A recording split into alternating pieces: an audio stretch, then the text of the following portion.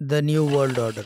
Yes, मैंने एक बात कही थी मिड मार्च में। मैंने कहा कि 2 तारीख तो खैर इम्पोर्टेंट था, क्योंकि सारी चीज़ें यानी कि रेसिप्रोकल जो टैरिफ्स हैं वो लग गए, यानी कि वर्ल्ड ऑर्डर में एक चेंज आ गई है, ठीक है ना। अब कहाँ तक वो चेंज आती है ये तो आने वाला वक्त बताएगा, कौन कितना उसको बेंड एंड ट्विस्ट करके they will come to some agreement at some point. But वो तो बहुत बात की बात है। लेकिन 4 तारीख यूँ इम्पॉर्टेंट है कि it has begun global trade war.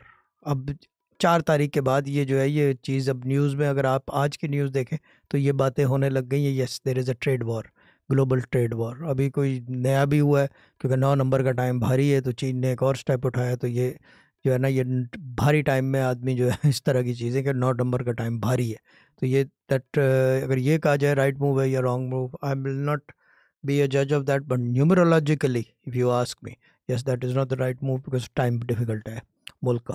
खैर, but the new world order और 4 तारीख जो है आपका ग्लोबल ट्रेड वॉर जो है वो स्टार्ट हो गई है। मेरी बात गलत नहीं थी कि 4 तारीख was important and it has prove one point कि चीज़ ये कि numerology works and it's very very precise, ये चीज़ है।